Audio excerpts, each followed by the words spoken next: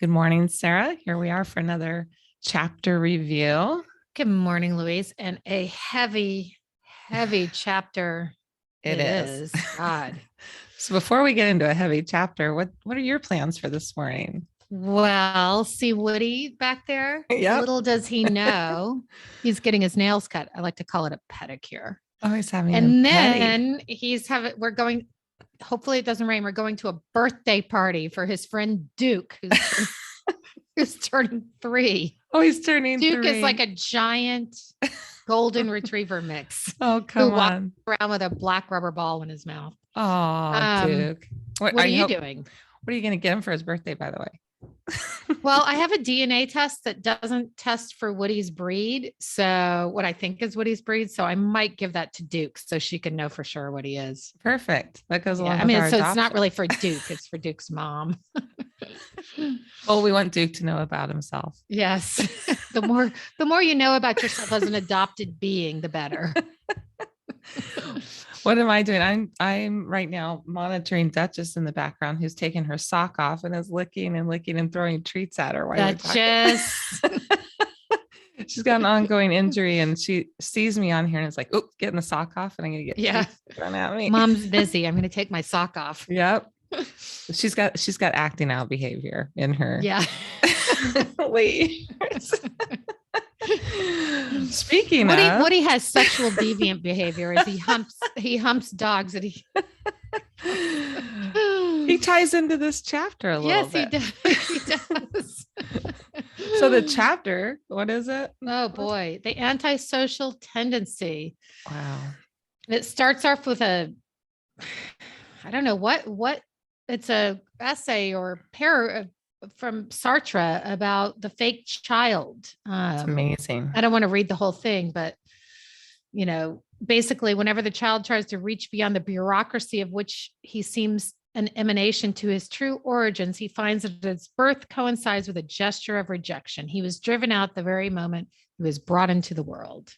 It's an amazing, if anybody has, of course, Betty Jean Lifton, chapter 8, Journey of the Adopted Self. If you have this, you need to read this whole, it's long for us to read, but it's quite, I found this to be the most intense chapter of the book. Me too. So far. I'm worried about what's next. Some, she talked about at this time when she wrote the book, there were not statistics for suicides and adoptees, but there have since been, and as we've discussed before, but we will note again, adoptees are 4 times more likely to either attempt suicide or commit suicide than non-adoptees. Yes. And they make up we're 2% of the population, but make up how much of juvenile hall in prisons, 30% or something huge. It's huge. It's huge. Really huge. She didn't have the statistics. You're right. I was reading that thinking, she didn't know the numbers then. Right. And she got reamed sort of for bringing it up. It's interesting to me. It still seems like, because after reading the chapter, I went and looked online to see if, adoption syndrome, which was a term coined, we'll find his name in a few minutes. Still isn't, it's still a very controversial diagnosis, and it's not in the DSM. No. You could really, when you did, that's interesting. Yeah. So it's very controversial. I think, again, because nobody wants to highlight problems with adoption. No, his name is Louis Felder, and he was a Mexican psychologist. Is he the one I don't think he's the one that coined it. Why do I keep getting that mixed up? He coined adopted child pathology, which scared the heck out of everybody. Yeah. And then they turned, it was adoption syndrome. I'll find it. We can always add it in later or put it in our show notes. Well, it starts off with the antisocial tendency and the angry self. Well, first, the thing that hit me the first is she gets into this whole thing about, this adoptive Mormon boy, juvenile delinquent, but the last little chapter before she gets into the angry self here, the last sentence, therapists should not be asking why adopted children are angry, but why shouldn't they be? Yes. When she wrote this book, I think that was actually a big flip on the head of what therapists would ask a child. Right. Something. And like we've talked about before, all my years of therapy, nobody highlighted my adoption or even thought about it as an issue. And recently, when I was talking to my former mother-in-law, who was renewing her psychology license, she said that they never went through that in her schooling. Never. Like, she never thought about adoption as being a thing. She just thought it was a wonderful thing. And this was a psychologist that practiced for many, many years. Yeah. And, recently I was at a dinner with a lot of therapists. They happen to all be therapists because they're friends with a therapist, and they all have had some sort of training in it. Now, even if they're not very well versed in it, they know it's a thing and to refer someone, which to me was like, oh, thank God. Just hearing that was, they're in the new, we'll cut that. And it says here too, the antisocial behavior of the adoptee is the unconscious strategy they seize upon to feel authentic, vital, and alive, their form of self-cure. Mm-hmm. Oh, self-care makes me sad. Just all the words. There's something, this kind of was more personal to me because I didn't have a lot of I did do a lot of acting out, but I did steal little things from my mom. Yeah. I gets into the stealing and running away, which I thought of you. And I used to dream about running away. That was my big fantasy, is running away, but I didn't know if that was a lot of kids. But she did say here, some people have become so successful at splitting off their feelings and keeping up a cheerful facade as adults that they don't even know they're angry. Mm-hmm. And because right before that, it says adopted children who get the message that not only were they chosen, but they were chosen to be the light of their parents' lives, often do not feel entitled to express any negative feelings, such as grief or anger at being cut off from their origins. Yeah. I think that's a lot of adoptees. Here, I'll tell you that you're adopted, and then that's the end of the topic. Yeah. Let's move on. Now you're part of our family, and we'll never discuss it again. A lot of it. I had breakthroughs with that in my 30s and 40s when I had anger coming up in different parts of my life for various things going on in my life, where I felt that it wasn't rational anger, like rage, and is it hormones? It really was. And looking back, I really think it was the surfacing of all of this. Like, I'm not the good girl. I'm allowed to make mistakes. I have, all this. I even had a conversation with my father once when we all were at a dinner. Everybody was in a bad mood, grouchy. And my tendency would be to turn on the music. We're going to start cooking, make a joke, everybody be fun. And something offended me. And I went in my bedroom. Everybody was visiting my house. I went in my bedroom and closed the door and was not, hold on, pause. So I went into my bedroom and my father came and looked for me, because he always was the one who would be like, we kind of they would tease me, I was the youngest, and my ex-husband was older than me. I was always taking a joke well. And I went in the bedroom and he came in and found me and he said, why don't you come on out? What's going on? And I said, I don't want to fix everything tonight for everybody. And it was the first time I think I ever said that out loud to him specifically, or to one of my parents. And instead of him going, what are you talking about? He sat there a minute and he said, that's really fair. We do put that on you a lot. And I don't think either of us, we didn't relate this to adoption, but he noticed it and I noticed it. And it kind of changed. I was allowed to have more feelings. I'm in my 40s here, maybe 30s. Yeah. But it was interesting. It just came up when I'm reading this, all these little things you forget about in your own life that kids, I was totally in the fog, of course. No clue that any of this was an issue. Some of the, talking about the psychologist Stanley Schneider, who directs the residential treatment center for adolescents in Jerusalem, sees the adopted child's internal world as a seething cauldron containing 4 elements of anger: the anger of the parent who gave up, or parents who gave up the child for adoption, the anger of the child's adoptive parents, the child's anger at the natural parents, and the child's anger at the adoptive parents. Yeah. Seething cauldron. That we're carrying all of that inside us. Yeah. And I feel like I still carry. Yeah. Right. Well, you are carrying it. It's like the burden. We just had someone we interviewed that will be on, who said, he posted something and everybody was angry at him. He's 50 something years old, not allowed to have his feelings because others were hurt. And he's like, I'm not doing this anymore for everybody else. Yeah. It said on that part that you were talking about with the anger, they may explode into tremendous rage when it manifests itself in destructive and acting out behaviors. And just the explosive rage part, because she does get into some heavy stuff with the rage and anger coming up. Yes, which is what we should. Well, so there's the cumulative adoption trauma. And it's like there's no longer a secret that there's a disproportionate number of adoptees in hospital, adolescent psychiatric wards, and residential treatment centers across the country, but professionals disagree about the cause.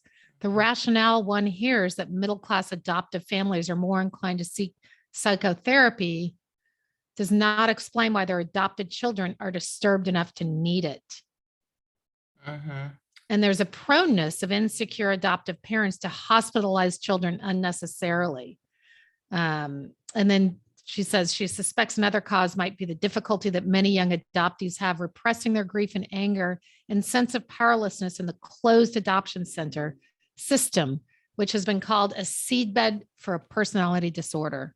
Oh, I have a big seedbed for personality disorder there. Just huge. That's when she got into the most alarming professional paper on adopted children was delivered in the mid-70s. This is where we talked about Mexican psychiatrist Louise, who used the terminology adopted child pathology. And he studied over 200 adoptees, and people rejected it. They did not want to hear it. And I think it's still what you were talking about. For a plethora of reasons, I'm sure, not the least maybe of being the adoption industry itself. Well, they got this. I don't know if I could find it specifically. Oh, here it is. It was David Kirshner who Perfect. coined adopted children's syndrome. And the children's symptoms include pathological lying. By the way, I highlighted ones that I had checked the boxes. I didn't check all boxes, but most of them. Yeah. Pathological lying, stealing, truancy, learning problems, running away, setting fires, sexual promiscuity, an absence of normal guilt and anxiety, and extreme antisocial behavior that often get them in trouble with the law. He found their personalities were characterized by impulsivity, low frustration tolerance, manipulativeness, and deceptive charm that covered over a shallowness of attachment. There's so much in that. It's loaded. I'm glad you didn't check all the boxes, by the way. If you're a fire starter, I'd be. No, I wasn't a fire starter. I didn't have learning problems. No. Later, I just had other problems that interfere with my schooling. But exactly, that interfered with schooling. No, and I had a few too, and I had a pretty good situation. And I was like, oh, lying. I was a masterful liar. Stealing and sneaking, hiding, just the low self-esteem that she gets into in here, that you may come off a certain way, but you're inside, you have such low self-esteem. Because she asked one child about his anger, and he said, or maybe as a grown man, he said, I'm not angry. And his friend said, you are angry. Yeah, you are angry. Yeah. And he looked at himself for, reflection and said, it's really just self-hatred, which it just broke my heart, because I think so many people walk around with this stuff. So I like that she gets into, and I wrote me, the child, they begin to accumulate from the time the child is separated from the mother at birth, learns that he is not the biological child of his family, and then disassociates in order to live as if he does not need to know whose child he is. She says that she thinks everything's it's like on a broad continuum, right? All of us, the closed adoption system reveals that virtually all adoptees can be located somewhere on the continuum, even if mostly on the lower end, as they struggle with issues around self-esteem, lack of trust, and fear of abandonment, to name a few. That would be me. Acting out adoptees, those with antisocial and self-destructive tendencies, make up the broad middle range, and a small, extremely disturbed subgroup who exhibit criminal and murderous behaviors are on the pathological far end of the continuum. Which is what they didn't want published.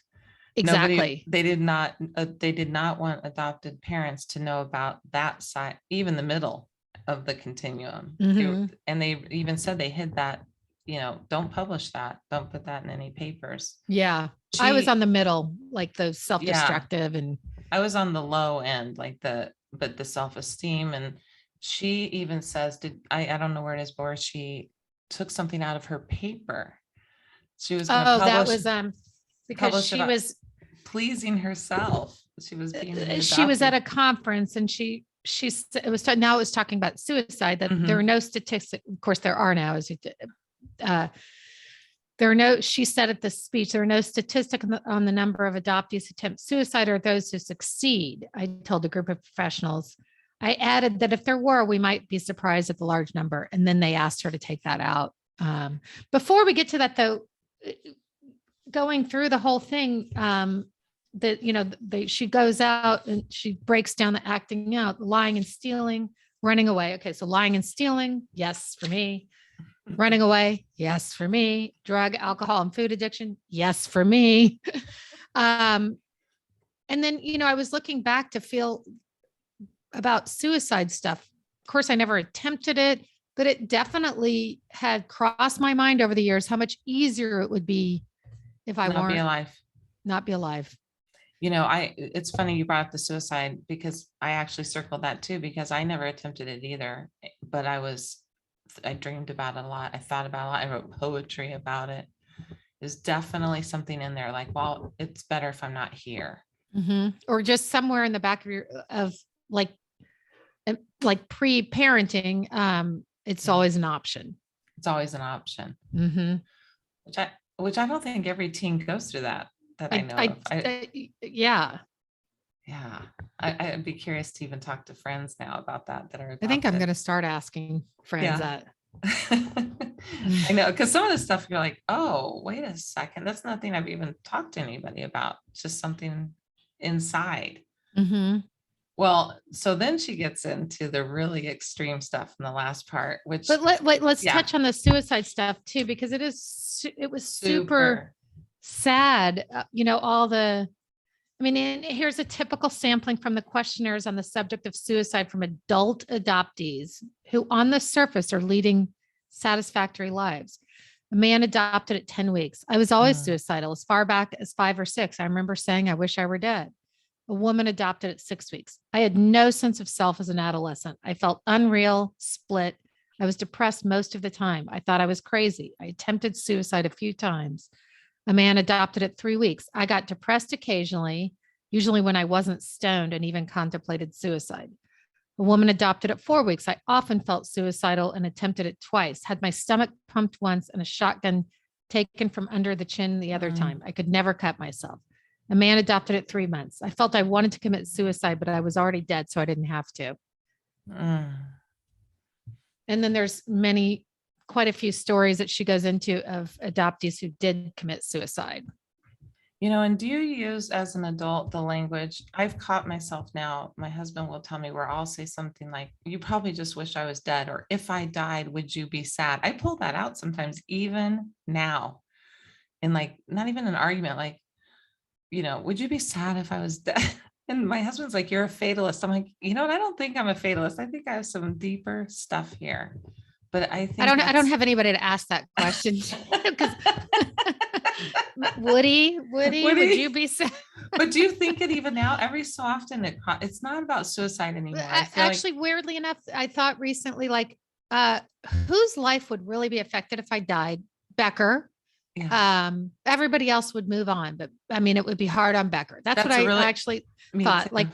Everybody else would be fine and move on. They'd, I'd get lots of sorry. Oh, I can't believe this happened on Facebook. Really liked her. Owned a truck with her at one time. My mom would get over it. But I'd have to get a new podcast partner. Yeah. Woody would have a hard time. No, I think that too. I think, well, if it weren't for my son, nobody would really miss me. I do that. I do that when I'm in my lowest points. I for sure do, which I don't think is that normal either, but I'm glad that I'm aware of it and that we're doing this work and reading these things because I feel a community with others who feel this way. Yeah. But I didn't know. We've never asked each other that. So I know. it's so. Oh, and then on to the darkest of the dark. Like, let's just say I didn't know the son of Sam was adopted. Nor did I, or the other guy. I know. Oh my God. Joel Rifkin, the Ripper. Yes, the Ripper. I had no idea. I mean, and Berkowitz even talked about it. The son of Sam. He was bright and well read, and actually talked about what happened, and said you should be looking into this so you don't have another one of me down the road. Yeah, this is what they didn't want published for adopted parents. Yeah. And it's interesting that it shows, and then the killing of parents, right? So it says evidence shows that a large number of murders of one or both parents are committed by teenage or young adult adoptees, those adopted soon after birth as well as later. The criminal lawyer Paul Mones puts the statistic at 15 or 20 to 1 adoptees over non-adoptees. That's huge. Well, I told you about the Dateline. I saw that where the boy was the nicest kid and just the most well-adjusted kid from Colombia, and an adopted mom. She was an adoptee herself, adopted this boy and another boy that she gave back. So that was half the Dateline right there, which no one really focused on how bizarre that was.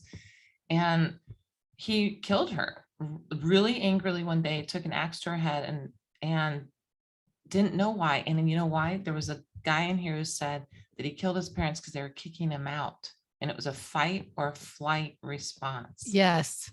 And that's what was happening to this kid. She was saying, you have to leave if you can't do this, this, and this. And he had been this perfect child.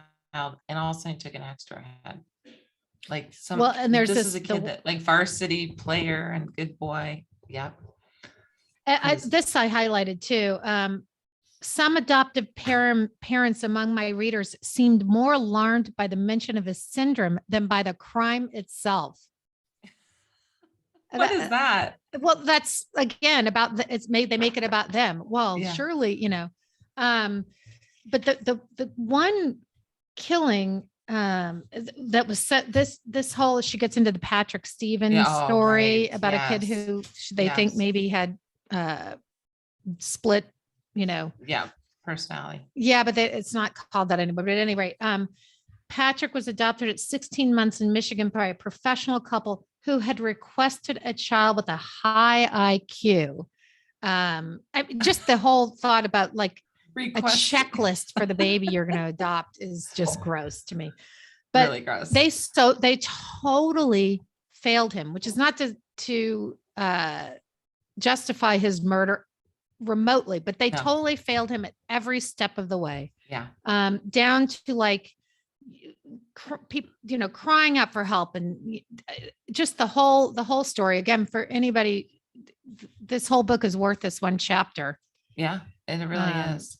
On both sides of, I think if you're going to adopt a child now, and we see some adopted parents on Twitter and different things reaching out, you have to educate yourself, because then you'll be open and more successful, and whatever your reasons are. I mean, if it's not a baby, maybe you're going into foster care, adoption, whatever, you should know these things. Know what it is you're, understand where this child is coming from and the deep pain they're in. And I swear, if I had this book and then knew my Enneagram number, I would have like changed the course of my life.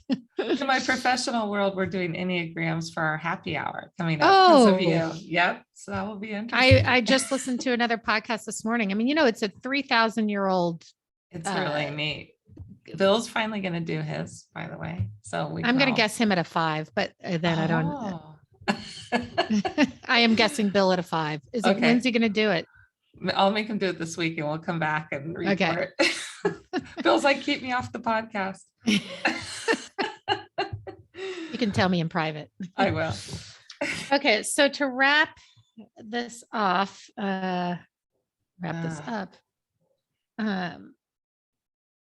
feel like to wrap it up, it's kind of, the defense attorney had a good quote at the end. Let me find it. prevention lies in educating society. Mhm. The attorney of this one case said that knowledge of this case should help prevent such things from happening in the future. Yeah, There's I much think that we can learn from, I think it's about education. as And always, everything is and actually this really gets into something that we're going to discuss with our next guest, who's really going to be an enlightening, I think, for a lot of people to hear his story. Yes, he really has. He's very in touch. Very in touch. Excited to have him. We'll see you in a few minutes. See you in a few minutes. Okay. And thank you. Thank you.